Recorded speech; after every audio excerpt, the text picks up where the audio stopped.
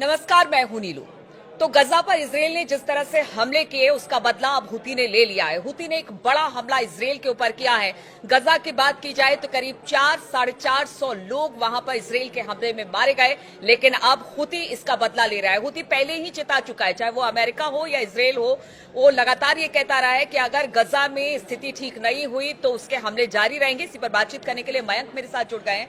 मयंक, जिस तरह से गजा में इसराइल ने हमला किया, इतने सारे लोग मारे गए, रमजान का महीना है, पहले रसद रोकी गई और अब तो कह लीजिए कि सीज फायर तो बिल्कुल खत्म हो चुका है। ऐसे में अब हुती का ये बदला, आप किस तरफ से इस वॉर को आगे बढ़ता देख रहे हैं? देखिए, हुती की तरफ से 2 हाइपरसोनिक मिसाइल्स जो हैं वो सेंट्रल और साउथ इसराइल के ऊपर फायर की गई कल, और बताया जा रहा है कि ये, जैसा कि आईडीएफ की तरफ से दावा किया गया है कि रात को सेंट्रल और साउथ नेगेव के इलाके में रात के वक्त अचानक सायरन बजने लगे।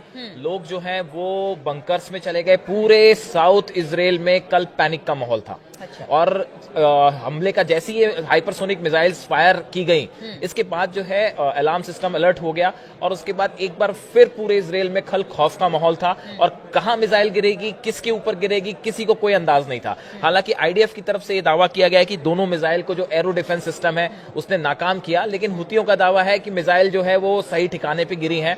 देखिए, असल में ये जो दोनों मिसाइल्स फायर की गई, ये नेवेतिम जो एयरपोर्ट है, एयर बेस है, उसको टारगेट करके ये दोनों हाइपरसोनिक मिसाइल्स जो है वो फायर की गई थी। ज्यादा से ज्यादा डैमेज, जी, ज्यादा से ज्यादा डैमेज। और निशाने पर आम आदमी नहीं था, निशाने पर इसराइल की एयरफोर्स और आर्मी है।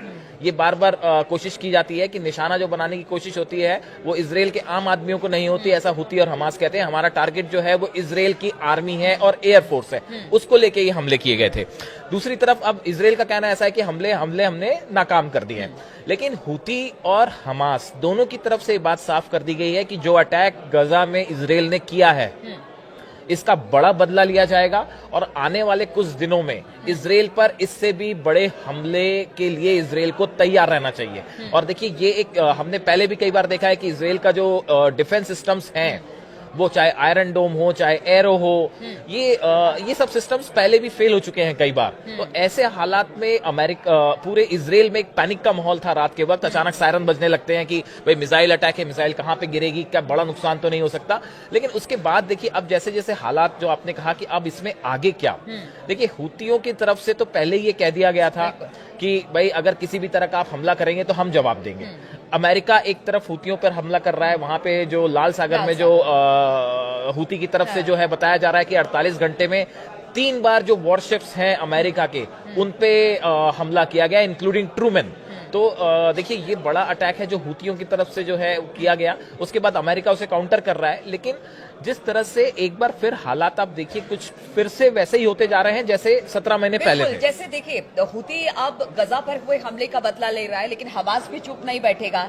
इधर अगर ईरान की बात की जाए तो ईरान भी कहा यह जा रहा है कि वो भी हो सकता है कि अगर ये हमले तेज होते हैं इसराइल की तरफ से या अमेरिका इसमें इन्वॉल्व होता है तो फिर इसमें दखल ईरान का भी हो बिल्कुल सकता 100% होगा। देखिए, ये जो हमला इसराइल ने किया, सीज फायर तोड़ा, देखिए इसकी तैयारी पता चल रहा है कि 1 महीने पहले कर ली गई थी। अब आप देखिए ये कितना एक प्रकार का वो है कि एक तरफ तो नेतन्याहू और इसराइल जो है सीज फायर चल रहा है और आप अंदर ही अंदर एक बड़ी प्लानिंग कर रहे थे बड़े हमले की। ये बात अब साफ हो गई है। सोशल मीडिया में इंटरनेशनल एक्सपर्ट कह रहे हैं कि ये डबल स्टैंडर्ड जो था एक प्रकार का, कि आप ऊपर से तो सीज फायर दिखा रहे हैं, आप ये चाह रहे थे शायद कि बंधक पूरे रिहा हो जाएं, लेकिन अंदर ही अंदर जो है ये बड़े हमले की तैयारी 1 महीने पहले से इसराइल कर रहा था, जिसकी आशंका पहले से हमास को भी थी, जिसकी आशंका हुतियों को भी थी और जिसकी आशंका जो है ईरान को भी थी। ईरान भी इस बात के लिए तैयार था कि आज नहीं तो कल ये सीज फायर खत्म होना है। अब देखिए, इन हालात में कई चीजें हैं। पहली बात तो बंधकों का क्या होगा। हमास ने साफ किया अगर इस तरह के हमले जारी रहे तो बंधकों की जान को खतरा है। बात नंबर 2 ये है कि इसराइल को लेकर एक बार फिर से वही सिचुएशन दिखाई दे रही है कि एक तरफ हुती, हमास जो है इस्लामिक जिहाद जो ऑर्गेनाइजेशंस हैं वो एक बार फिर एकजुट हो रहे हैं। तो ऐसे में किसी भी दिन जो है आप देखिए कि अभी पिछले इसराइल में कई छोटे छोटे हमले हुए और नागरिकों, जो फिलिस्तीन से जुड़े नागरिक हैं, उन्होंने अंदर घुस के हमले किए। तो ऐसा नहीं है कि इसराइल भी पूरी तरह सुरक्षित है। इसको लेके इसराइल की सुरक्षा नेतन्याहू सरकार के लिए एक बड़ी चुनौती है और आने वाले दिनों में इसराइल पर हम देख सकते हैं कि कोई बड़ा हमला हो सकता है। बिल्कुल, तो इसराइल पर बड़ा हमला हो सकता है। हालांकि अमेरिका ये कह रही है कि वो अगर इसराइल पर कोई बड़ा हमला होता है तो वो इसराइल के साथ खड़ी है।